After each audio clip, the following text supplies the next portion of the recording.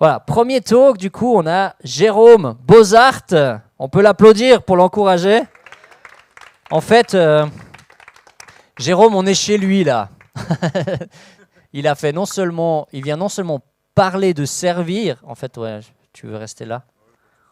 C'est vrai que vu que ça penche pas mal à droite, tu vois, je me suis dit, tu peux peut-être venir plus là. Bref, Jérôme, il vient non seulement parler de servir, mais il a déjà servi avec nous pour installer la salle, pour ouvrir. Tu as fait une grosse journée de service. Mais bref, pourquoi tu es là? Parce que Dieu t'a vraiment donné un appel par rapport à ce thème-là. Je ne vais pas en dire plus parce que je ne veux pas griller ton talk. Mais donc voilà, il était pasteur à Romont. Il a eu une formation biblique Startup Ministry. Puis acheté aussi un bon bout, exactement.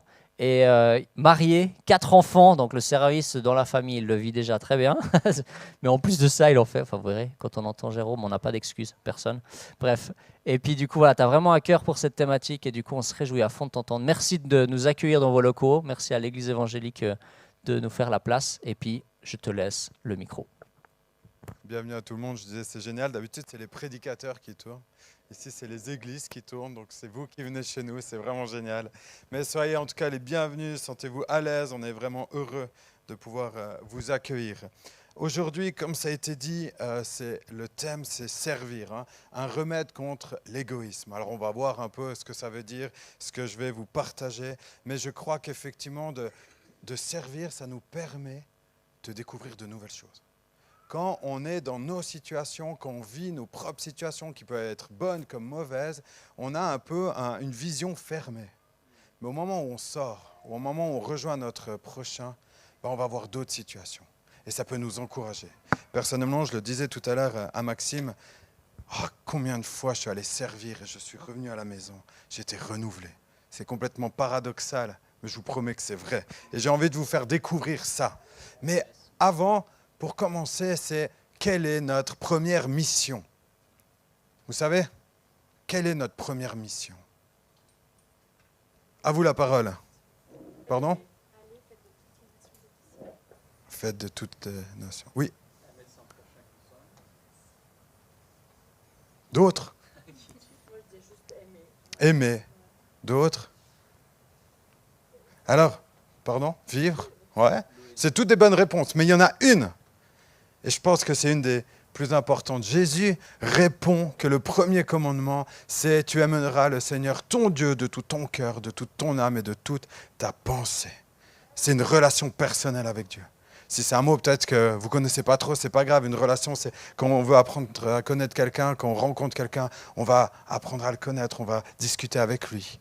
On va lui poser des questions, on va donner aussi un peu notre témoignage, qui on est. Et c'est comme ça avec Dieu. Et pour ça, il y a la Bible, il y a le Saint-Esprit. Et je crois que c'est vraiment la clé. Si on veut servir, c'est d'avoir une bonne relation personnelle avec Dieu. Pourquoi? Parce que si tu sers pour être aimé par Dieu, tu vas te fatiguer. Tu vas en avoir marre, tu vas être dégoûté. Par contre, si tu aimes Dieu de tout ton cœur, il y a quelque chose qui va tomber en toi. Un trésor. Et ce trésor va te permettre de rentrer dans le deuxième commandement que Jésus dit. Tu aimeras ton prochain comme toi-même. Tu vas aimer Dieu, tu vas t'aimer toi, et parce que tu t'aimes, tu vas aimer l'autre. Et ce trésor, des fois, il tombe dans notre cœur. Et on a envie de prêcher l'évangile, on a envie de partager, ou peut-être pas, parce qu'on a un caractère plutôt introverti, c'est ok. Mais souvent, on ne sait pas vraiment quoi faire avec ça. On est un peu perdu. Et peut-être si vous êtes du style à aller un peu plus loin, à vouloir prêcher, à vouloir partager, vous êtes peut-être pris des baffes. Au sens propre, comme au sens figuré. Peut-être ça vous parle. Vous avez parlé dans votre famille, vous êtes fait mal recevoir. Vous avez parlé sur votre place de travail, vous avez été mal reçu. Et qu'est-ce qu'on fait? On ne sait pas gérer ce cadeau. Et on va le garder pour nous. On va être dans l'église. Et il n'y a pas de mal d'être dans l'église, il n'y a pas de mal de s'encourager. C'est déjà une bonne étape. C'est déjà bon. Mais il y a plus. Il y a plus. Il n'y a pas que l'église. Vous voyez? Et on peut rentrer dans une sorte d'égoïsme. Et il n'y a pas de jugement. Mais on commence à partager l'évangile entre nous, à vivre l'évangile entre nous, et c'est déjà excellent. Mais Dieu nous appelle à plus. Dieu nous appelle à plus, et moi j'ai vécu ça en me disant, mais Seigneur, comment je fais? Comment je fais? Ça veut dire quoi partager ta bonne nouvelle? Ça veut dire quoi te faire des disciples? J'en sais rien. J'en savais rien et j'aime dire à Dieu, je ne sais pas, apprends-moi. Alors, j'ai fait ça et j'ai ouvert ma Bible et j'ai lu pas mal de passages et un jour, j'ai été touché par le message de la Samaritaine. Je ne sais pas si vous connaissez, si vous ne connaissez pas, c'est pas grave, on ne va pas prendre le texte en soi, mais il faut comprendre que c'est une dame qui n'est pas appréciée pour différentes raisons. C'est une dame qui va chercher de l'eau à midi au puits, parce qu'elle ne va pas avec les autres dames. C'est une personne que la société ne veut pas. C'est une personne que la société rejette. Et là, Jésus, il va sortir de sa culture, il va, entre guillemets, sortir de son confort et même risquer, entre guillemets, sa vie. Pourquoi ? Parce qu'il va voir un peuple qui est un ennemi juré de son propre peuple. Et il va voir une dame. Alors, vous imaginez là, si on voit la loi, si on voit la culture de l'époque, on est complètement à côté. Il va voir une dame, il va voir une Samaritaine, et en plus il lui parle, en plus il lui demande de l'eau. Enfin, un truc de fou, quoi. Mais c'est le premier point qu'il fait. Il sort pour rejoindre. Deuxième chose, il va discuter avec elle. Il va l'aimer. Il va partager. Troisième point. Et c'est trois choses qui m'ont interpellé. Rejoindre, aimer et partager. Rejoindre les personnes là où elles sont. Les aimer telles qu'elles sont. Et les partager. Oh, partager quoi ? Partager quoi simplement ? Ma vie, sa vie. Un temps, une bonne bière, un apéro, un repas. Partageons. Partageons. Et c'est ce que Jésus faisait. Ce qui est intéressant aussi, c'est que quand on étudie ces textes, le but, c'est de comprendre le contexte de l'époque et le contexte d'aujourd'hui. Mettre ça en parallèle et qu'est-ce qu'on fait avec ça ? Comment on prend une histoire qui a 2000 ans et qu'on la met pour notre situation d'aujourd'hui ? Ce qui est intéressant dans ce cas-là, c'est que Jésus ne vient pas avec la Torah. C'est un contexte où les gens connaissent la Torah, ils connaissent la parole, ils connaissent tout, mais il ne vient pas avec ça. Il vient avec son cœur. Et je crois qu'aujourd'hui, on est encore appelé à venir avec son cœur. Oh, un ami dernièrement me disait, moi j'aime partager l'évangile, j'aime ci, j'aime ça, j'ai sonné à la porte de mon voisin, j'ai tapé à la porte aussi, il ouvre et je discute 5 minutes avec lui, je dis, mais il faut que tu te convertisses, tu vas finir en enfer. Bah franchement, même moi, t'es chrétien, tu viens à ma porte, tu fais ça, j'ai plus envie d'être chrétien, sérieux quoi. Et je crois derrière ces 3 mots, il y a un piège. Il y a un piège si on fait ça pour convertir l'autre. Si on fait ça pour convertir l'autre, ça s'appelle de la manipulation. Et ça, c'est pas chrétien. Ça, c'est pas digne de Jésus. Parce que Jésus ne nous a pas demandé de convertir les gens. Qu'on soit clair, c'est pas notre rôle. On n'est pas capable de le faire et merci Seigneur parce qu'on le ferait très mal. C'est le Saint-Esprit. C'est son rôle. Nous, il nous a dit quoi ? De l'aimer, de m'aimer et de vous aimer. C'est ça notre rôle. Jésus, il allait vers les gens et il les accueillait, il les rejoignait, il les aimait, il partageait. Hein, quand il est allé au mariage, il n'a pas converti quelqu'un, il a transformé l'eau en vin. Il a partagé des moments. Ceux qui voulaient le suivre, ceux qui avaient des questions, eh ben, il répondait. Ceux qui ne voulaient pas, il acceptait, c'est OK. Oh, ça devait lui faire mal, mais c'était OK, il respectait. Alors, si Jésus faisait ça, faisons-le aussi. Vous comprenez ? Faisons attention à la manipulation. On est là pour rejoindre les gens où ils sont. On est là pour les aimer et on est là pour partager. Point. Après, ce n'est pas notre sort. Mais en faisant ça, on donne l'accès aux gens de prendre ou pas de prendre ce trésor. C'est leur choix. C'est leur choix. Alors, j'aime bien la théorie. Mais je crois que c'est quelque chose qui a tué les chrétiens en Europe. La théorie. Parce que la théorie est bonne, elle est très bonne. Mais la théorie, son but, c'est qu'on puisse la pratiquer. Et combien de fois, moi j'entends, oui mais les chrétiens, vous êtes des théoristes, des théoristes, des théoristes. J'en ai marre. Ouais, théoriste. Théoriste. On amène une théorie. Mais les gens, ils en ont marre. Ils en ont marre d'entendre la proclamation de l'évangile. Ce qu'ils veulent voir, c'est la mise en pratique de l'évangile. Et là, on devient pertinent. On devient pertinent. Moi, je suis pompier, je ne parle pas de Jésus. Jamais. Mais les gens, ils viennent vers moi me poser des questions régulièrement. Ils viennent même avec moi dans les bâtiments en feu parce qu'ils disent, au pire, si je meurs, tu pourras me faire le dernier sacrement. Je dis, non, les gars, je vais te sortir et faire les premiers soins. Dernier, je ne suis pas très à l'aise dans tous ces sacrements, mais voilà. De la théorie à la pratique. Et ce soir, j'ai envie de vous montrer que c'est possible. Avec ma femme et des amis, on a créé cette association qui s'appelle Servir Ensemble. Je crois que son nom explique l'ensemble de sa vision, mais c'est quelque chose qu'on a eu à cœur et quelque chose qu'on a fait depuis très longtemps. Et il y a une année, on a décidé de créer une association. Une association qui regroupe aujourd'hui 2 sections. Romans ensemble et Bulle ensemble. Là aussi, on a contextualisé. Les Fribourgeois, ils aiment bien pouvoir toucher, comprendre. Tu vois, si on dit servir ensemble, c'est pour tout le canton. Ok, mais quand c'est pour Romans ensemble, ils ont envie de s'impliquer. Hein? Quand c'est pour Bulle ensemble, ils ont envie de s'impliquer. Et c'est une réalité. Il faut s'adapter à sa culture. Et la culture est quelque chose de bon. Et donc, c'est pour ça qu'on change chaque fois le nom. On aura Fribourg ensemble, Châtel ensemble, tous les villages que vous voulez, mais ensemble. Ensemble. On ne s'arrête pas à l'église évangélique de Bulle. Oui, je suis pasteur là. Mais notre vision, c'est ensemble. Ensemble avec les chrétiens. Ensemble avec les non-chrétiens. Aujourd'hui, 90% de nos bénévoles sont chrétiens, mais 10% ne sont pas chrétiens. On travaille ensemble. Alors, notre mission, vision et toutes ces choses-là, hein, vous pouvez les voir là, mais en gros, c'est amener de l'espérance dans les cœurs, amener de la joie, amener de la paix, amener de l'amour. Combien de personnes ont juste besoin d'un sourire? Combien de personnes ont juste besoin qu'on leur fasse une tape sur l'épaule? Combien de personnes même, ils ont juste besoin qu'on les voit? On est dans un monde ultra connecté. J'ai pris le bus dernièrement, c'est incroyable, il n'y a plus un bruit. À l'époque, nous, on mettait du chenille dans le bus. Hein. Et ils sont tous sur leur natal. Il n'y a plus de relations. Et les gens ont besoin de ça. La vision, on crée des occasions. On crée des choses pour rejoindre, pour être avec.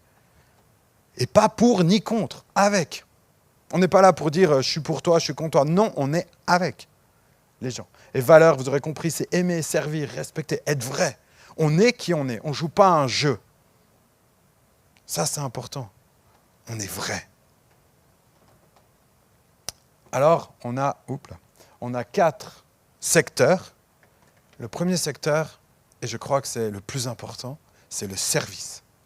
On sert les gens en envoyant des bénévoles dans des manifestations qui existent déjà. Tu l'as dit tout à l'heure, on a fait un peu une étude, un état des lieux, une étude de la région. Qu'est-ce qui manque? Qu'est-ce que les gens ont besoin? Et qu'est-ce que la société ne fournit pas? Et c'est des bénévoles.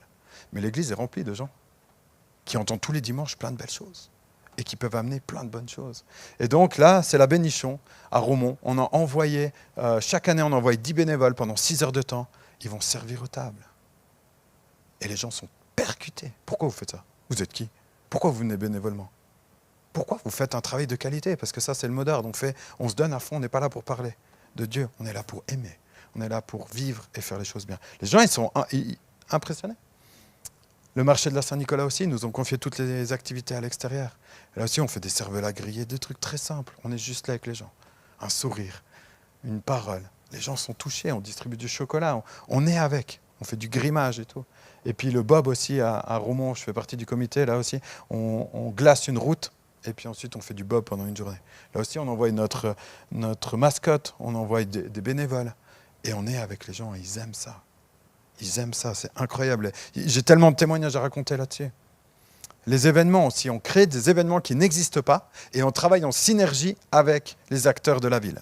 On a créé une chasse aux œufs. La première année, on était déguisé en lapin, on est allé distribuer des chocolats et plein de gens ont été touchés. L'année suivante, on a fait une chasse aux œufs, on était 80 enfants. L'année passée, on est monté à 600 enfants. Et on a eu tout le sommet de la ville. Et les gens, ils sont touchés parce que c'est gratuit, parce qu'on prend du temps pour eux, parce qu'on offre, parce qu'on les écoute, parce qu'on leur transmet de la joie et du bonheur. C'est tout ce qu'on fait. Et je suis clair, aujourd'hui, on ne fait pas du prosélytisme. Notre Église n'a pas grandi par ça. Et c'est, entre guillemets, un point fort face à la commune, de dire, regardez, on est vrai. On n'est pas en train de déguiser un message. S'il y a des gens qui veulent venir, ils sont le bienvenu. Mais vous voyez, on continue et on n'est pas en train de manipuler. Et là aussi, le dernier, la petite maison, c'est un parcours à Noël. C'est sur les remparts, c'est des petites maisons avec une histoire que Jeunesse en Mission a fait. Et c'est autant pour les chrétiens que les non-chrétiens. On amène des valeurs. On parle de Dieu, du Père Noël. Un chrétien, on veut vraiment être inclusif, se sent rejoint et le non-chrétien aussi. Mais le but, c'est d'offrir des moments conviviaux aux gens. Et là aussi, on a des très bons retours. Et la commune nous a remerciés aussi pour ce qu'on faisait. On a du matériel aussi à disposition. On vient d'acheter une monstrueuse machine à barbe à papa professionnelle. On a des mascottes, on a de la sono. On a du matos qu'on met aussi à disposition, soit loué, soit en prêt aux différentes sociétés de la région. Et on a aussi un centre d'activité qui est en cours de réalisation, on va dire. Maxime est aussi au courant, c'est vraiment quelque chose qu'on aimerait développer ici à Bulle, un endroit où on peut, avec un bar, où on peut se rencontrer, où on peut amener des gens de n'importe quelle classe sociale, où on peut aimer, où on fait des choses pour les enfants, pour les plus âgés, pour vraiment un truc intergénérationnel, interculturel, interconfessionnel, aussi où il y a des salariés, mais aussi des bénévoles, et où on peut œuvrer et bénir notre ville. Notre souhait, c'est de bénir notre ville. Voilà, je terminerai par ça. Servons ensemble. Servir ensemble n'est pas une église. Servir ensemble n'est pas une association cultuelle, dans le sens une église, mais culturelle. Le but, c'est vraiment de travailler ensemble pour bénir notre ville, pour amener quelque chose de différent, pour voir des gens retrouver le sourire, pour voir des gens pouvoir s'amuser avec leurs enfants, s'amuser avec des personnes plus âgées. C'est vraiment ça qu'on veut créer, du relationnel et d'aimer les gens. Et après, si les gens nous posent des questions, on répond. Mais s'ils ne nous posent pas de questions, on les aime et on passe du temps avec eux. Amen. Je ne vais pas faire plus long, mais voilà ce que j'avais envie de vous transmettre. Et il y a encore une chose. J'ai présenté peu ou pas d'exemples sur Bulle. Parce que j'aimerais qu'on le fasse ensemble. J'ai des idées, on a des choses en vue, mais on n'a pas envie que ce soit juste 2 personnes ou 3 ou 4 d'une église. On a envie de faire ça avec vous, avec les catholiques, avec les protestants. Œuvrons ensemble. Il faut être réel, que notre logo ne soit pas juste un trip, mais qu'il soit bien réel. Amen.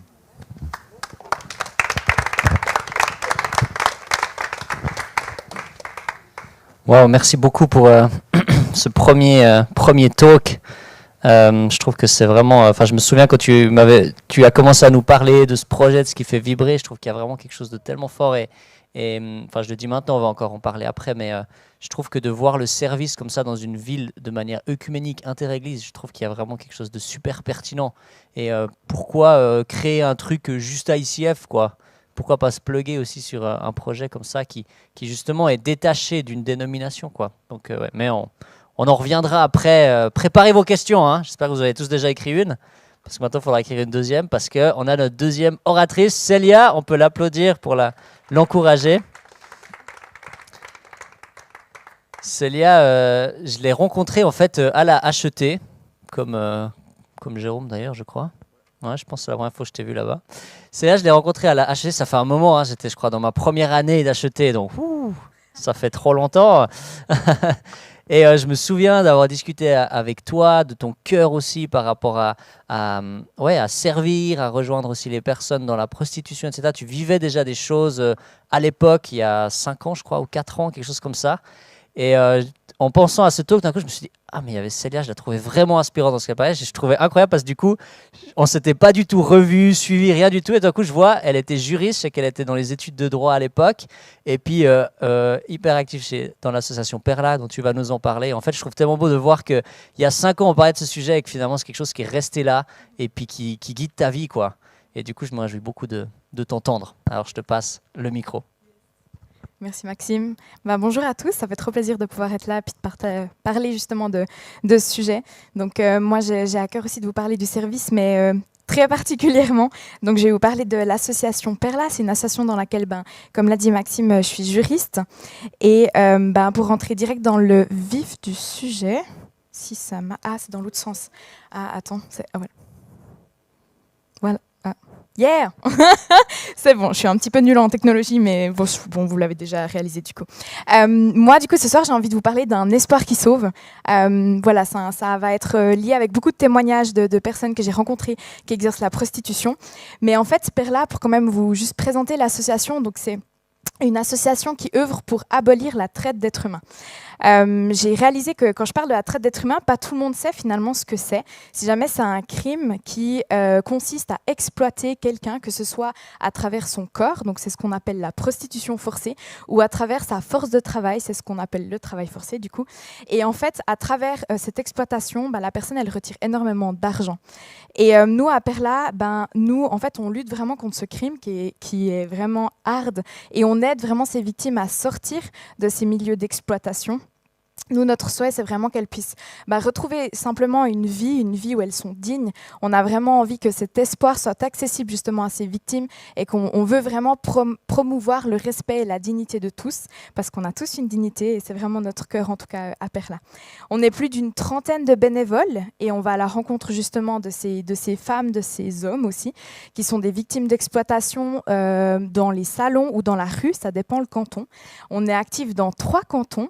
On était actif dans le canton de Fribourg il y a une année, mais malheureusement, il n'y a plus personne qui visite. Mais on se réjouit que Dieu réouvre les portes parce qu'on est vraiment convaincus que c'est aussi un canton qui a besoin d'être touché et que vraiment Dieu peut aussi utiliser des personnes justement pour atteindre aussi ces personnes qui sont dans le canton de Fribourg. Donc, j'aurais franchement, je pense, plus de temps de vous expliquer l'association, surtout si vous avez des questions spécifiques dans la deuxième partie. Mais que vous sachiez vraiment, nous, à travers Perla, notre cœur, c'est vraiment d'aider les victimes d'exploitation à trouver un chemin de sortie. Donc, c'est vraiment notre travail principal. Et puis, quoi de mieux que direct se lancer là-dedans à travers un témoignage. Je pense que comme ça, c'est beaucoup plus parlant. Du coup, Dima, c'est une survivante de traite d'êtres humains que j'ai rencontrée en Afrique du Sud. Elle vient de là-bas d'ailleurs. Elle a une trentaine d'années. Si jamais c'est la personne du milieu, mais comme il y en a 2, c'est la 3e depuis la droite. Comme ça, on sait qui c'est. Elle a grandi dans une famille qui était très pauvre. Elle n'a jamais reçu d'amour d'ailleurs dans sa famille, puis elle a essayé de s'en sortir un peu toute seule. Elle va malheureusement au cours de sa jeunesse rencontrer les mauvaises personnes et faire confiance aux mauvaises personnes. Et elle va rencontrer un homme qui va lui mentir et qui va l'enrôler dans un réseau de traite d'êtres humains. Elle va être forcée à se prostituer pendant plus de 5 ans, enfermée au quotidien dans un appartement. Donc elle ne pourra jamais sortir de son appartement pendant 5 ans. Et tous les soirs, Dima, elle va demander à Dieu des questions très précises. Je pense que peut-être vous imaginez ce qu'elle peut dire, mais elle va vraiment dire, Dieu, pourquoi ? Pourquoi moi ? Pourquoi cette situation ? Mais surtout, Dieu, si tu existes, pourquoi tu ne fais rien ? Et puis, voilà, je pense que ce qu'elle ne réalisait pas dans cette période, elle a pu me le témoigner aussi à la suite, c'est que Dieu ne l'a jamais quittée et il va la sauver, d'ailleurs, mais d'une manière très particulière. Et moi, ce que j'ai à cœur aussi de vous parler ce soir, c'est que quand nous servons Dieu, nous sommes vraiment amenés à partager justement notre espoir aux gens que nous rencontrons sur notre chemin de vie. Et moi, ça m'est arrivé plus d'une fois à travers ces victimes d'exploitation, justement. Dima, c'est une survivante qui va vraiment marquer mon début de ministère. Finalement, Dieu va, à travers son témoignage, me montrer quelle est la lutte qui va me mettre à cœur, dont je parlais déjà il y a 5 ans et que j'ai toujours à cœur. Mais donc, c'est vraiment celle qui est un peu au start de cette vision que j'ai reçue de Dieu. Et puis, elle va un peu nous accompagner tout au long de ce talk ce soir. Donc moi, au début de mes années d'études de juriste, donc ça remonte il y a 5 ans, j'avais aucune idée de ce que c'était la traite d'êtres humains. Honnêtement, je savais qu'il y avait de l'exploitation, je veux dire dans la grande histoire, qu'il y avait de l'esclavage, etc. Mais je ne savais pas où ça se passait. Et honnêtement, en vivant dans un pays autant neutre que la Suisse, où on ne parle pas de ce genre de sujet, je me suis dit c'est pas possible qu'il y ait d'exploitation dans mon pays. Mais j'étais convaincue qu'il y avait quand même ces réalités qui existaient, mais j'étais vraiment persuadée que ça n'existait pas en Suisse.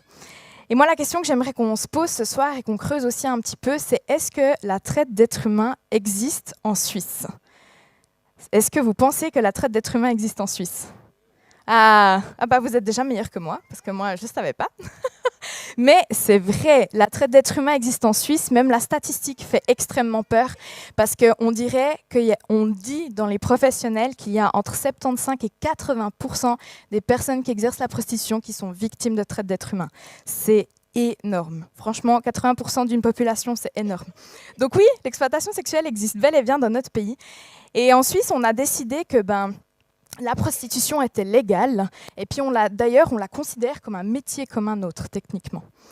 Mais moi, là, je vous l'ai écrit et que j'aimerais bien qu'on fasse attention aussi ce soir, mais je vous invite aussi dans vos vies en général à faire attention à une notion. C'est pas parce que quelque chose est légal que c'est juste. Et je sais que c'est deux notions un peu compliquées à expliquer. Moi, je suis juriste, donc il m'a fallu 5 ans pour vraiment tout comprendre, donc je ne vais pas pouvoir tout vous expliquer. Mais en tant que chrétien, la justice qu'on défend dans notre foi, c'est vraiment une justice qui vient de la Bible. Dieu, c'est celui qui peut dire ce qui est juste. C'est celui qui se juge juste. Et donc, c'est lui qui est la source de la justice. Donc, de manière générale, faisons attention aussi que ce n'est pas parce que quelque chose est légal dans une société, dans un pays, dans des lois, qu'elle est forcément juste. Et moi, j'aime bien, des fois, à faire attention à cette notion et à réfléchir aussi que, des fois, il y a des choses qui sont considérées comme légales. Ce qui est légal, c'est la prostitution en Suisse, mais c'est pas forcément juste. D'ailleurs, la preuve, ça cache énormément un milieu où il y a de l'exploitation, où il y a de la souffrance. Donc, c'est vraiment quelque chose c'est un milieu où la souffrance et la violence règnent. Donc, c'est pas juste. Donc, faisons attention quand même à ces deux notions. Et la réalité en Suisse, je la vois dans mon quotidien à travers mon travail dans l'association Perla, c'est que la grande majorité des femmes qui se prostituent sont justement des victimes d'exploitation. Et puis ces femmes, elles ont des droits, elles ont besoin d'être secourues, elles ont besoin d'être aidées. Et puis comme Dima, elles ont besoin d'un sauveur. Et qui est mieux placé que Jésus, le sauveur de cette terre ? Je pense que Dima avait besoin d'entendre quelqu'un qui lui parle justement de ce message d'amour, de ce message d'espoir. Une personne qui lui tende la main et qui vienne la chercher là où elle était. En fait, ce Dieu qui sauve, est-ce qu'on croit vraiment à l'intérieur de nous, à travers l'espoir qu'on vit aussi dans notre foi. Et puis ces femmes, moi que je rencontre au quotidien, elles ont vraiment des vies brisées qui sont marquées par la mort. Et n'oublions pas que notre Dieu est vraiment ce spécialiste aussi pour ramener les morts à la vie. Et puis pour communiquer ce message d'espoir, Dieu il envoie justement des messagers de son amour. Et puis aller à la rencontre de ces femmes, c'est transmettre à quel point elles sont précieuses. D'ailleurs, perla, ça vient du mot perle. Je ne sais pas si vous savez comment la perle se forme comme processus. Je ne suis pas du tout scientifique, je suis juriste, donc je ne pourrais pas l'expliquer d'une manière exceptionnelle. Mais en gros, dans la coquille, c'est un grain de sable qui par un processus scientifique va devenir une perle. Et la perle, c'est quelque chose de très précieux. Et finalement, le grain de sable, ça pourrait être nous tous. Parce qu'on est tous sur cette plage, on est tous des grains de sable. Mais la perle, elle est à l'intérieur de nous parce qu'elle appartient, elle est dans notre dignité.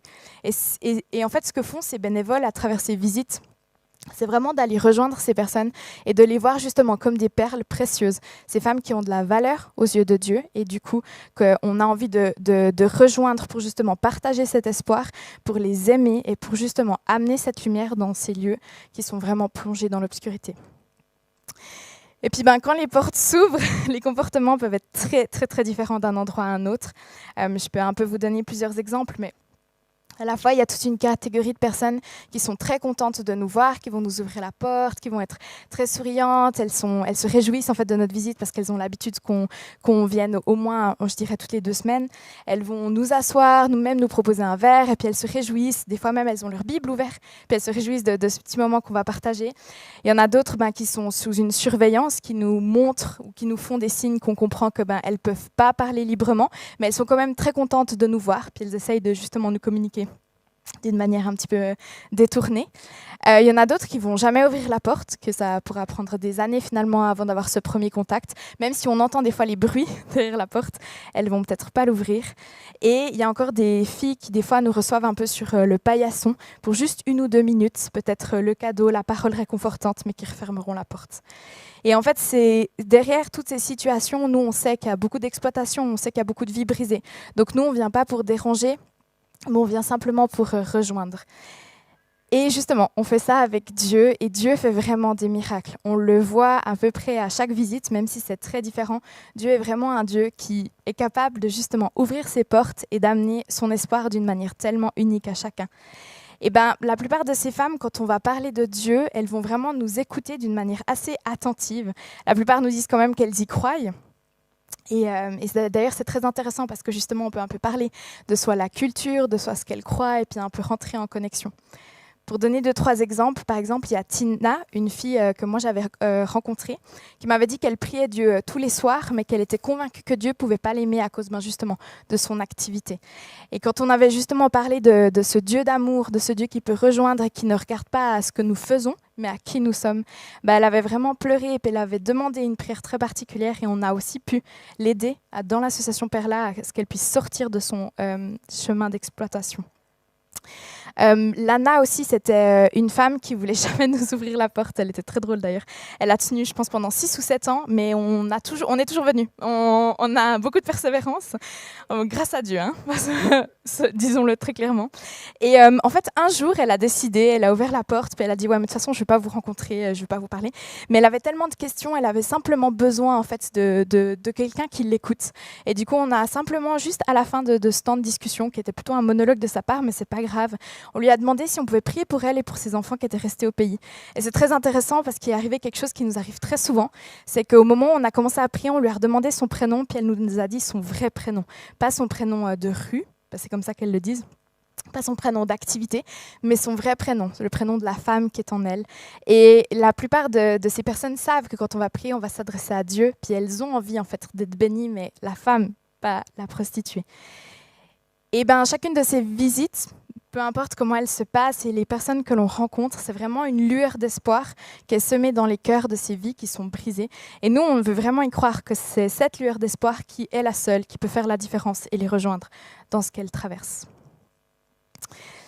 Mais maintenant, peut-être que vous vous demandez, mais finalement, moi, qu'est-ce que je peux faire? Est-ce que je peux vraiment avoir un impact là-dedans? Et je sais que c'est un ministère très particulier. Je sais que ça peut toucher de certaines sensibilités et puis que ça peut être difficile aussi suivant notre vécu et notre parcours. Ça, c'est quelque chose que je vais pas remettre en question. Mais moi, je suis personnellement hyper convaincue que quand on est sensibilisé sur une cause, on peut tous agir et lutter de la bonne manière avec les bons outils, ou au moins avoir un début de réflexion pour que des professionnels ou des personnes qui sont capables, que l'on connaît, puissent aussi justement aider. Et souvent, moi, les gens, quand je parle justement de Perla, de ce ministère que je fais, ils me disent « Ah, mais moi, je ne pense pas que je peux trop aider parce que je pense pas que j'ai les compétences pour le faire. » Et personnellement, moi, je ne crois pas que je suis plus compétente ou plus qualifiée que quelqu'un d'autre. Au contraire, moi, je crois que le seul qui peut qualifier, c'est Dieu. C'est vraiment Dieu. D'ailleurs, il y a beaucoup d'exemples dans la Bible, dans sa parole, qui montrent aussi des personnages qui n'étaient soit pas au bon endroit, qui n'avaient pas forcément les bonnes compétences. Et pourtant, Dieu les a utilisés et c'est à travers eux que Dieu a fait la différence. Et je crois qu'il y a aussi d'excellents exemples dans la Bible où Jésus il s'est laissé approcher de ces femmes qui sont dites de mauvaises conditions. Des fois, c'était des femmes qui justement exerçaient cette activité de prostitution. Et il s'est même laissé toucher par certaines d'entre elles. Donc si Dieu est capable justement d'aller à la rencontre de ces personnes, c'est vraiment l'important que ça veut dire que ce message d'amour, il est plus important que les personnes qui l'envoient. Et puis justement, il va qualifier ces personnes parce que c'est comme si lui, il y allait pour toucher et vraiment amener cet espoir qui peut changer des vies. Et moi, je suis convaincue que Dieu nous a fait tous uniques à son image et qu'on a tous quelque chose de particulier à apporter. Moi, je crois vraiment, Jérôme l'a un peu dit, mais moi, je crois vraiment que quand on sert ensemble pour son royaume et pour Dieu, qu'on voit à quel point chacun peut faire la différence et que c'est vraiment ça qui glorifie aussi Dieu et qui peut vraiment faire la différence aussi pour son royaume. Et je ne sais pas vous, mais moi je trouve qu'une parole encourageante ou une prière peut vraiment aider à traverser une mauvaise journée. Et un geste d'amour peut faire la différence pour toute une vie. Ça a fait la mienne, si jamais, parce que c'était mon témoignage de conversion, mais j'ai pas le time. Mais ça peut vraiment changer une vie. Et même si je sais qu'on n'est pas tous appelés à visiter ces endroits, je pense qu'on peut tous peut-être faire quelque chose. Par exemple, prier pour les personnes qui visitent ces endroits et demander la protection de Dieu sur elles. Et puis, croyez-moi, il y a vraiment besoin de protection. Ou simplement avoir les yeux ouverts justement sur cette réalité. Bon, vous avez répondu oui à la première question, donc c'est déjà pas mal. Mais de faire aussi peut-être attention à ce que l'on regarde, à ce que peut-être les gens peuvent dire justement avec ces définitions de légal et juste.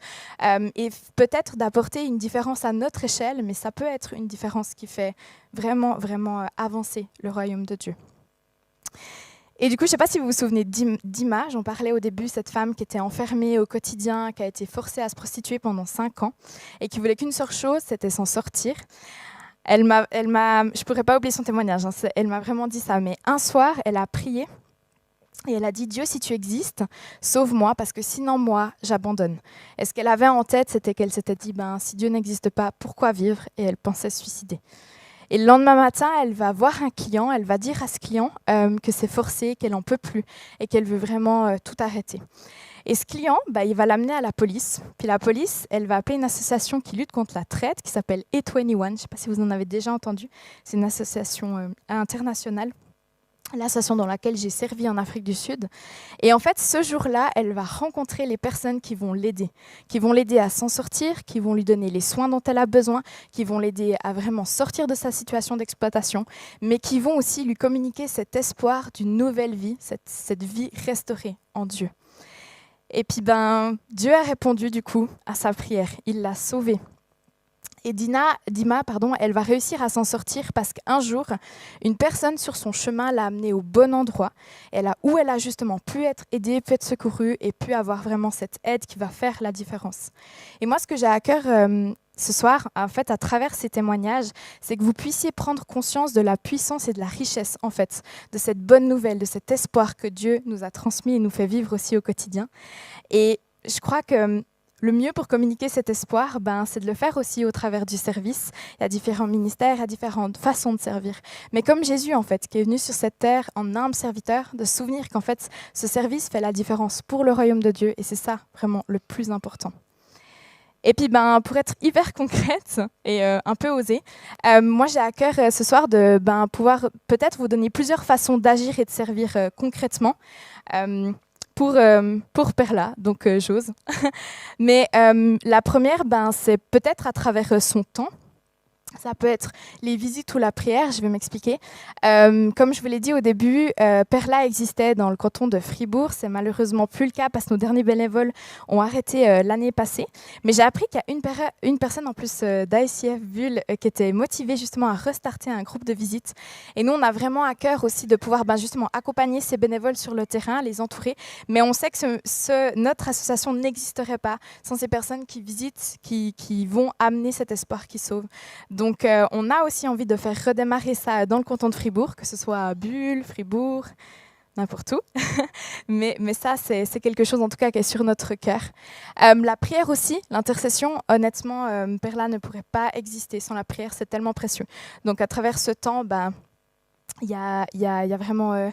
la prière ou le service, c'est vraiment quelque chose de tellement précieux. Et vraiment, Perla, je le redis, ne pourrait pas exister sans ses bénévoles. Il y a aussi à travers la générosité. On a une association qui est financée que par des dons privés. Alors, ce n'est pas de notre faute, c'est juste que les dons publics ils veulent pas nous donner, en fait, le canton. Mais on lutte chaque année. Mais du coup, on sait qu'on ne peut pas effectuer ce travail sans la générosité des personnes qui nous soutiennent. Et on est très reconnaissant de ce Dieu aussi qui pourvoit, parce que ça fait vraiment la différence. Et la dernière possibilité, c'est justement l'idée de l'offre et la demande. Je ne vais pas vous faire un énorme cours d'économie sur l'offre et la demande, mais quand il y a beaucoup d'offres, généralement, c'est parce qu'il y a beaucoup de demandes. Et en Suisse, on ne va pas se mentir, on est aussi un pays qui est vachement touché sur cette demande dans l'activité prostitutionnelle. Et moi, je crois que des fois, s'atteler à faire baisser la demande, ça peut aussi faire la différence. Et ça passe aussi à faire attention à ce que l'on regarde. Par exemple, la pornographie. Il y a vraiment une face cachée derrière la pornographie, c'est l'exploitation sexuelle. Personnellement, moi, ce thème, je pourrais en parler pendant des heures, mais j'ai non plus pas le time. Mais en fait, je l'avais quand même juste à cœur de le mentionner. Je sais que c'est un sujet qui peut être très particulier, qui peut être aussi très intime finalement. Mais l'espoir de Dieu, c'est pas seulement de restaurer les vies brisées, mais c'est aussi de restaurer la pureté dans la sexualité que lui, il a voulu, cette sexualité saine. Et des fois, oser en parler, oser rechercher ça, oser se laisser transformer aussi sur ce chemin en invitant bien sûr Dieu, mais se laisser aussi transformer, demander de l'aide aussi, ça peut faire aussi la différence pour ce ministère.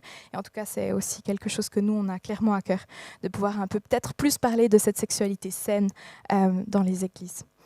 Alors que ce soit au travers de la prière, du service, de la générosité, en allant sur le terrain aussi dire ça de vive voix, cet espoir justement, c'est en servant en fait ensemble qu'on peut vraiment répondre l'amour de Dieu partout dans ce monde et dans les milieux où il existe de la traite d'êtres humains en Suisse. Et pour finir, je retombe juste sur Dima. La dernière phrase qu'elle m'a dit avant de partir, c'est « ne m'oublie jamais ». Alors personnellement, moi, je ne pourrais pas. Mais ce que j'ai vraiment hyper été impactée en Afrique du Sud par ce premier témoignage de cette femme qui m'a parlé justement de son parcours de survivante, c'était cette foi et cet espoir qu'elle avait en Dieu. Elle a été sauvée par lui, elle a été restaurée dans tout ce qui lui avait été volé, en fait, qui lui avait été pris aussi. Elle a été totalement restaurée. Et puis maintenant, elle marche chaque jour avec Dieu, elle le partage son amour aussi autour d'elle. Et elle, du coup, c'est une bénévole dans A21 qui va dans la rue justement partager cet espoir aux femmes. Et c'est tellement fort. Et moi, je crois qu'aussi, c'est des fois, si j'ose dire ça, un appel, j'ai pas un autre terme, mais trouver un synonyme de ça, c'est de ne pas oublier justement cet espoir qui nous anime, en fait, cet espoir fondé sur un Dieu qui est fidèle, qui ne nous abandonne jamais et qui sauve des vies, comme Dima, comme beaucoup de femmes que j'ai rencontrées. Donc, ne sous-estimons pas cet espoir et n'oublions jamais de le communiquer aussi autour de nous et de continuer de le répandre aussi, parce que c'est vraiment le seul qui peut restaurer des cœurs brisés, des vies brisées, et qui peut nous rejoindre dans un amour qui est parfait du coup. Voilà, merci pour votre écoute.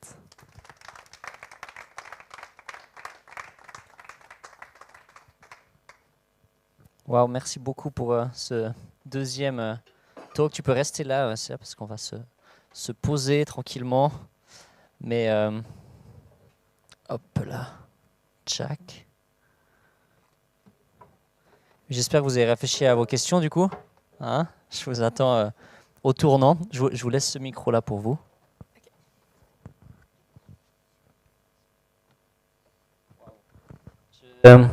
Voilà. C'est fort, hein, comme ça, on m'entend bien. Franchement, merci vraiment pour vos témoignages, pour ce que vous avez apporté, ce que je trouve vraiment magnifique là en vous entendant, parce que voilà, c'est deux personnes qui ne se connaissent pas, que moi j'ai été pioché comme ça à gauche, à droite. Mais ce que je trouve tellement beau, c'est qu'il y a un même cœur qui vous habite, mais qui se manifeste de manière très différente en fait, mais avec le même cœur au fond. Et ça, je trouve beau finalement que, aussi en lien avec votre personne, en lien avec qui vous êtes, eh ben, on voit que Dieu a manifesté ce cœur à sa manière, quoi. Et c'est vrai que c'est peut-être une des questions que j'ai, je pose la première, puis comme ça, après, ça sera à vous. Ce que je réalise aussi, c'est que moi, je vous entends et j'entends Jérôme, c'est un très bon parleur, Jérôme. Du coup, direct, j'ai envie de signer, quoi. J'ai envie d'être tous les week-ends avec lui à servir. Puis après, j'entends ça, et puis je me dis, mais bon, là, c'est vrai que... Mais je me dis, il y a vraiment quelque chose à vivre là-dedans. C'est clair que je ne me verrais pas forcément moi aller voir des processus, mais je me dis, il y a vraiment quelque chose de magnifique là-dedans. J'ai aussi envie de soutenir ça. Et puis, des fois, je me dis, comment savoir où Dieu nous appelle, comment est-ce qu'il vient nous appeler finalement, concrètement, comment est-ce qu'il est venu vous chercher, vous, et puis quels sont les liens qu'on pourrait avoir pour chacun d'entre nous. C'est moi qui me lance en premier alors.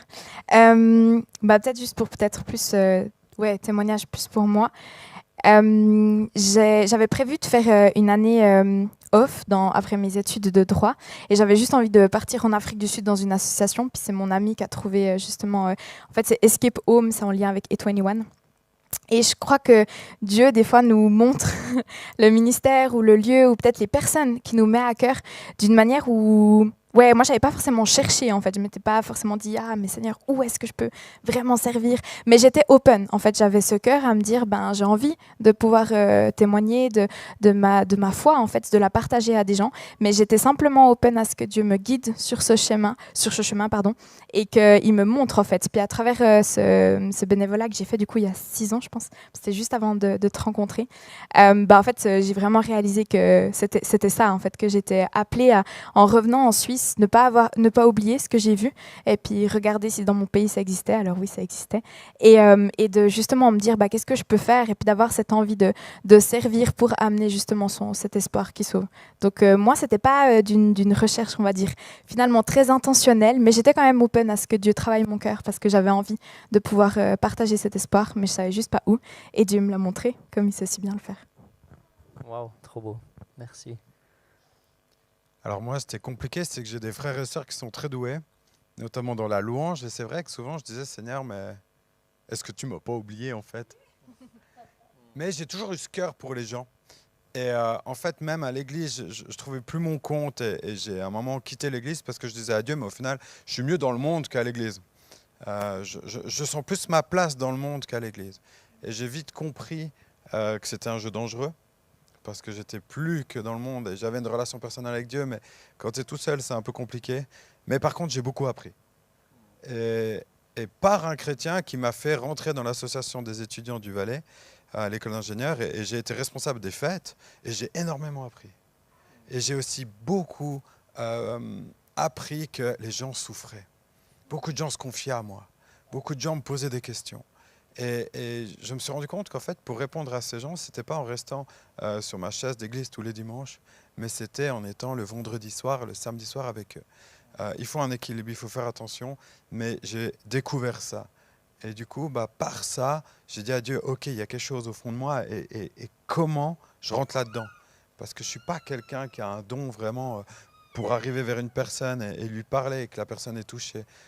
Oui, des fois ça arrive, mais ce n'est pas forcément la chose qui ressort le plus souvent. Par contre, d'être avec les gens, d'écouter les gens, de passer un bon temps, ça j'aime, c'est dans mon caractère. Et comme je l'ai dit, c'est fou parce que je sais que ça vient de Dieu parce que je suis même renouvelé. Je vais des fois, des soirées ou des trucs comme ça, je suis peut-être fatigué parce que j'ai servi, mais je suis renouvelé dans mon cœur. Et j'ai vu Dieu, et de plus en plus je vois Dieu m'ouvrir des occasions et vivre ça. Waouh. Ouais, c'est ce que je trouve vraiment beau avec ton témoignage, c'est qu'au lieu de s'obstiner à vouloir ressembler à l'évangéliste qui va à la parole de connaissance, qui impose les mains, qui vit des guérisons, finalement c'est quelque chose qui ne te touchait pas et tu as trouvé une autre manière de le vivre. Et je crois, soyons créatifs dans notre manière que Dieu nous appelle et nous envoie. Des questions? Vous en avez tous, au moins 2. Je pense que simplement, ouais. Si on parle assez fort, je pense que ça doit aller.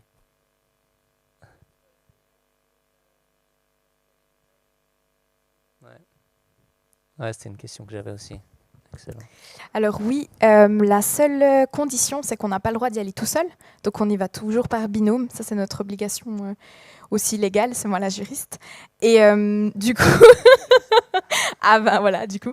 Mais oui, il y a aussi des hommes. Il y a aussi une autre association dont je fais partie dans le canton de Neuchâtel aussi qui s'appelle Joya.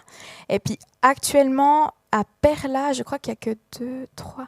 Je crois que j'aurais dit qu'il n'y a que 3 hommes qui visitent sur les 30. Donc c'est vrai que c'est une petite majorité. À Joya, la moitié sont des hommes. Donc ça, c'est assez impressionnant. C'est plus compliqué quand les hommes reviennent des visites. Généralement, ils le disent aussi d'eux-mêmes qu'ils ont besoin aussi de filtrer certaines choses ou qu'ils ont besoin aussi un peu plus de temps après pour remettre tout ce qu'ils ont vu. Mais oui, il n'y a pas que des femmes où, je veux dire, c'est vraiment open.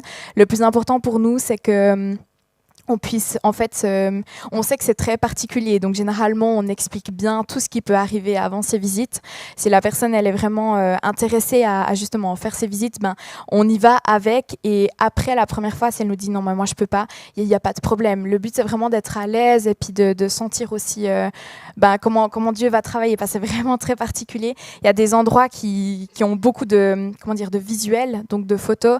Il y a des endroits c'est plutôt des mots, il y a des endroits c'est juste glauque. Donc ça peut dépendre vraiment plutôt de la sensibilité de chacun. Et puis quand on est intéressé, on fait en plusieurs stades pour vraiment accompagner la personne puis pas la laisser toute seule. Mais oui, il y a des hommes qui visitent. Trop bien, merci pour ta réponse. Du coup, ouais, Lionel.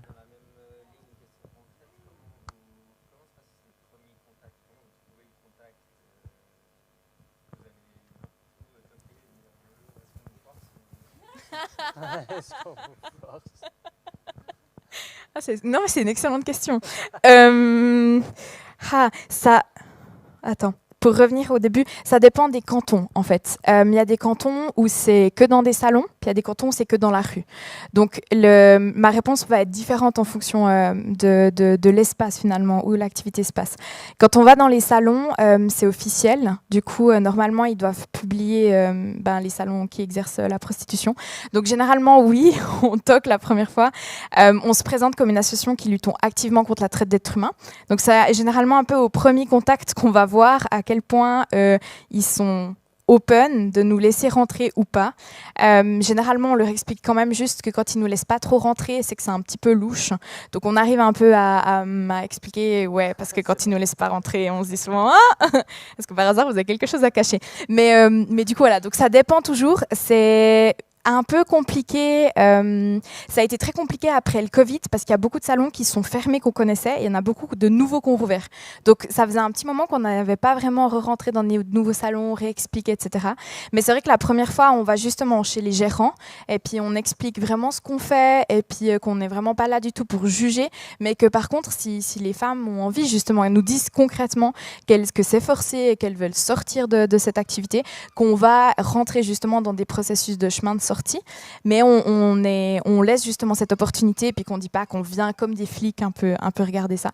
Donc ça dépend, il y a des salons qui le prennent très bien, qui nous ouvrent la porte, il y en a d'autres, c'est très compliqué. Et il y a beaucoup de salons, il y a énormément de surveillance. Donc ça c'est vraiment tout juste, toujours un peu délicat. Ce qui est très délicat, c'est généralement quand on explique aux gérants, c'est souvent en français, puis après quand on doit expliquer aux filles, c'est souvent dans d'autres langues.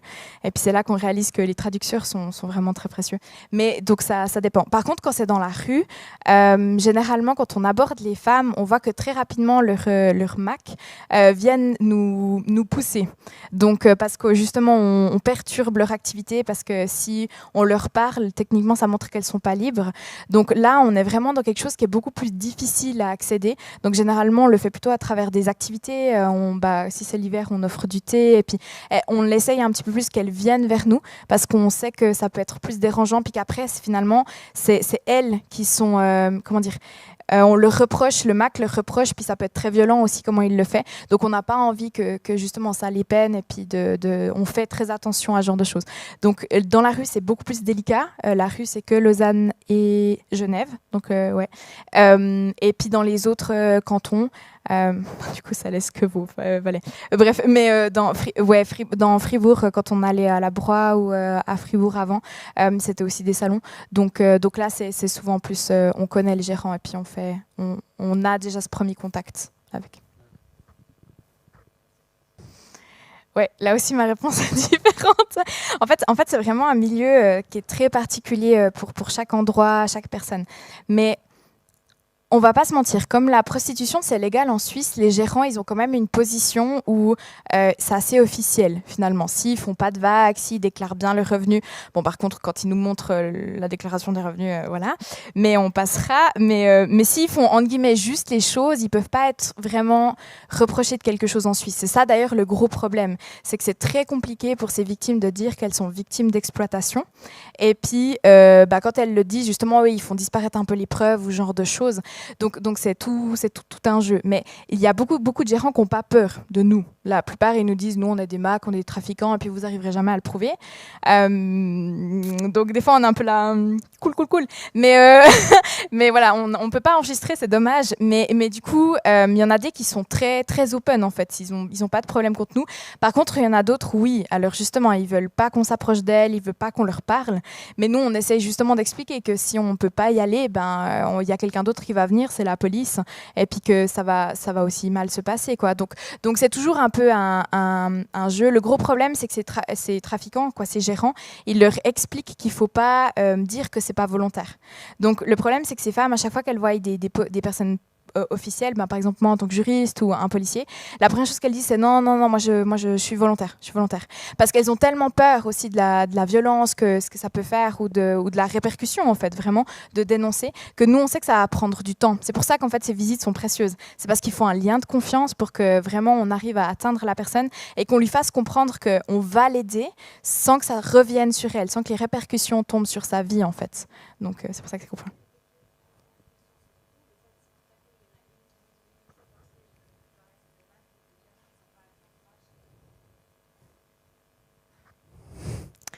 Alors, moi, ça m'est arrivé qu'une seule fois où j'avoue que j'ai un tout petit peu flippé. Mais en fait, j'ai quand même été très ferme de leur dire que si tout d'un coup il se passe quelque chose, on appelle la police, quoi, au bout d'un moment, voilà. Mais honnêtement, non, il n'y a pas... Comment dire, justement, c'est ça qui est vicieux. Ils vont pas être violents en face de nous. Ils vont toujours être violents quand on ferme la porte. Donc c'est pour ça en fait qu'on donne les numéros de l'association pour leur dire si vraiment il s'est passé quelque chose, il faut nous appeler parce que nous on va venir te chercher. Et du coup c'est vraiment, mais il faut vraiment créer ce lien de confiance. Donc non, franchement, en tout cas des bénévoles, il y a presque jamais eu ce genre de retour. Il y a juste eu moi une fois parce que justement il y a des bénévoles qui ont visité, il y avait une mineure et puis quand moi j'ai débarqué en tant que juriste, je pense que là il a eu un petit peu peur le gérant des répercussions. Et je pense que c'était plutôt le côté officiel de la fonction, ouais, c'est ça, qui a fait peur. Mais sinon, franchement, la plupart ont vraiment pas peur de nous. C'est un peu le problème. Trop bien, merci. Jérôme, moi j'ai une question pour toi. Du coup, c'est vrai que tu as finalement concrètement, comment est-ce qu'on peut s'impliquer dans servir ensemble? Comment est-ce qu'on peut faire le lien? Enfin, Ouais. je trouve que ça serait intéressant de... Effectivement, ouais, j'en ai pas trop parlé parce que le but c'est aussi de construire ensemble à Bulle. Donc on est depuis maintenant 1 année. On est aussi en démarche avec la commune pour reprendre des activités d'une autre association qui est plus vraiment sur le terrain pour faire des activités au parc Saint-Paul, donc vers la gare. Donc on a déjà fait des activités l'année passée. Et l'idée en fait c'est soit on vous dit où on est quand on est et vous pouvez nous rejoindre. Vous inquiétez pas, il y a différents jobs. Si vous êtes plutôt quelqu'un de timide, on a assez de jobs pour vous. Si vous êtes plutôt quelqu'un qui a envie d'aller rencontrer les gens, on a du job pour vous. Vraiment, on essaye toujours de mettre la bonne personne à la bonne place. Et vraiment d'accompagner aussi. On est là aussi pour apprendre, pour vous montrer aussi les choses. Donc on a quand même environ 7 ans d'expérience maintenant sur Romont. Donc voilà, on connaît un petit peu le terrain aussi. Et puis voilà, on a des projets en cours comme celui-là au Parc Saint-Paul tout l'été. Et aussi les soupes à Noël où on envoie des gens pour servir. Donc ça, vous pouvez sans autre venir. Maintenant, si vous avez à cœur de faire quelque chose pour un quartier, pour quoi que ce soit, on peut volontiers discuter. Et puis on peut vraiment vous donner des outils, vous donner des bénévoles, être avec vous. Vous avez aussi tous les logos, tout ça que vous pouvez avoir. Enfin voilà, c'est pas de vous laisser faire, mais c'est d'être avec vous. Donc il y a vraiment ces deux aspects. Si vous voulez tester, vous pouvez aussi venir à la chasse aux œufs dans 2 semaines à Romont. On cherche du monde, vous pouvez venir même juste en tant que spectateur, voir ce qu'on fait. Et puis ensuite, soit vous nous rejoignez dans ce qui existe, soit on construit de nouvelles choses. Il y a plus qu'assez de place. Je discutais encore avec un éducateur de rue de Bulle qui disait, mais envoyez tout le monde que vous voulez, toutes les idées que vous avez, tout est bon, quoi. C'est vraiment génial ce que vous faites. Donc voilà. Et on a aussi un centre d'activité avec lequel je pense qu'on pourra aussi regarder, travailler pour aller plus loin ensemble. Oui. Alors oui, on en a 2. On en a 3 même. On en a un de servir ensemble et un par section. On cherche des gens compétents dans les sites internet pour vraiment faire quelque chose de propre. Aujourd'hui, on a fait quelque chose avec les moyens qu'on a. Donc oui, celui de Romont est complètement à jour avec toutes nos activités. Celui de Bulle, on est en attente de beaucoup d'autorisation. Donc il n'est pas tout à fait à jour. Mais notre vision, c'est vraiment de pouvoir faire quelque chose au Parc Saint-Paul. Mais on attend encore des retours. Et puis, on a aussi un autre projet de faire une chasse au trésor dans la ville. Et puis, que ce soit vraiment des valeurs chrétiennes. Et puis, voilà, on a un projet là derrière qui est aussi en cours. Mais là aussi, on a besoin de graphistes. On a besoin... Voilà, quand on a un projet, on le prend au sérieux. On prie, savoir si c'est juste, si c'est pas juste. On crée des liens, des synergies aussi avec des gens compétents de la ville. Ensuite, on lève les fonds dont on a besoin. Ça, c'est aussi quand même compliqué. Aujourd'hui, la chasse aux œufs est totalement payée par les différents acteurs de la ville. Donc, pas la ville elle-même, mais les différents commerces. Donc, voilà, on essaie de travailler ensemble, autant avec les églises qu'avec les autres acteurs. Mais oui, nos sites internet ne sont pas les plus performants, malheureusement, mais ça va venir. On prie pour. Mais oui, tout à fait. Mais est-ce qu'il y a un endroit où on peut s'inscrire comme bénévole et puis du coup recevoir les infos et les demandes? C'est le but de nos sites internet qui malheureusement ne fonctionnent pas encore comme ça. Aujourd'hui, on fonctionne beaucoup avec un représentant par église ou les personnes qui veulent. On est au début, voilà, Bulle, on a commencé en juillet. On est en train de discuter aussi avec la pastorale, avec les différents acteurs et on veut vraiment aller de ce côté-là. Mais sinon, pour chaque événement, on a des liens où vous pouvez vous inscrire pour l'événement, choisir qu'est-ce que vous voulez faire. La chasse aux œufs, on peut vous l'envoyer. Chaque événement, oui, on a à un moment donné, mais on ne l'ouvre pas non plus à tout le monde. Parce que le but, c'est aussi de travailler avec des gens qu'on connaît quand même plus ou moins, pour être sûr qu'ils respectent les valeurs. Ça, c'est important. Donc, chrétien, non chrétien, zéro souci tant qu'on respecte les valeurs. Donc, c'est pas ouvert à tout public aujourd'hui. Trop bien, merci beaucoup en tout cas pour ce temps. Ouais, tu as une question encore, Sylvia? On la prend la dernière. Non, non, c'est bon, vas-y, on prend la dernière question. Alors déjà, du côté Perla, je voulais savoir s'il y avait une relation entre Perla et l'équipe de Philippe de Courroux. C'était Espoir Diffusion, hein, Philippe de Courroux, c'est ça? C'est Jura. Ouais, alors en fait, peut-être ça, j'ai juste pas dit, Perla, son siège, c'est à Lausanne. Donc de base, le premier canton dans lequel on était effectif, c'était Vaud. Et l'idée, c'est que les cantons romans et les cantons suisses-allemands soient représentés par une association. Donc là où il y a déjà une association, justement, Perla va pas aller, dont Neuchâtel, puisque c'est Joya, et justement Jura, c'est Espoir Diffusion. Parce que Porte Espoir, je crois que c'est à Lausanne, et Espoir Diffusion, c'est le Jura. Oui, alors Philippe de Courroux, je pense que c'est vraiment le premier acteur, on va dire, de la lutte contre la traite, celui qui a vraiment fait vraiment cette prévention. D'ailleurs, trop précieux parce que je pense que toutes les associations sont vraiment appuyées sur sa prévention. Mais on n'est pas forcément en partenariat avec. Par contre, les différents bénévoles qui vont dans d'autres cantons, aussi par exemple à Berne, où on a aussi été en contact avec Hurt Wings de Zurich, ou Parparim de Schwyz, je crois, ou Uri, je sais plus. Je mélange toujours les deux.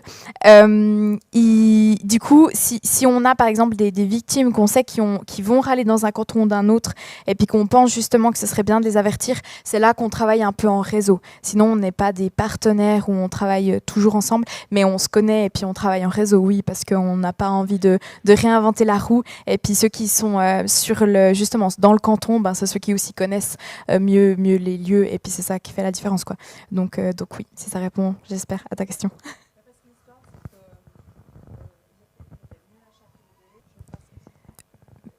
Ouais, mais d'ailleurs, on a ça à Perla. On a un Perla Burkina Faso. C'est notre première antenne. On l'a créée il y a 3 ans. C'était justement pour tenter cette prévention en amont. Et on a réalisé qu'il y a 25 jeunes filles par année qui sont, avec les fonds suisses, ça fait une différence nette, mais qui sont justement formés pour avoir des métiers, qui vont rester dans leur pays, qui ne vont pas tomber dans des réseaux de traite. Et notre volonté, ce serait de gentiment avoir des Perla un peu, ou d'autres noms, hein, parce que le nom, c'est pas le plus important, mais d'avoir justement des antennes qui s'amènent dans ces grands pays. On aimerait premièrement plutôt la Roumanie, par exemple, pour la Suisse, ou la Moldavie, et puis pouvoir faire justement ce en amont qu'on voit, qui c'est finalement ça qui fait la vraie différence pour une vraie lutte active contre l'exploitation. Wow, magnifique. En tout cas, merci beaucoup pour ce partage. Donc, après, on aura encore le temps de foyer, donc n'hésitez pas vraiment à venir discuter et puis à continuer l'échange. C'est vraiment l'occasion de pouvoir avancer là-dessus, peut-être prendre des contacts aussi s'il y a besoin ou autre. Et puis, j'avais juste à cœur de finir en priant pour cette thématique. Et je crois vraiment, comme tu l'as très bien dit, Jérôme, aussi, je crois vraiment que c'est dans notre identité de chrétien, le service. Et je crois que sur l'histoire du christianisme, il y a vraiment eu des actions hyper fortes dès le début. La naissance des hôpitaux, il y a eu des personnes dans l'Empire romain, les bébés étaient jetés, les chrétiens venaient s'en occuper. Enfin, il y a eu énormément de choses dans l'histoire du christianisme qui a façonné et qui est notre moteur. Et je crois qu'on doit aujourd'hui garder ça. Et en plus, nos sociétés peut-être perdent cette dimension-là en rejetant le christianisme. Et je me dis, nous, on doit être vraiment ceux qui maintenons ça, quoi. Et qui gardons ce cœur-là. Et osons nous bouger un peu.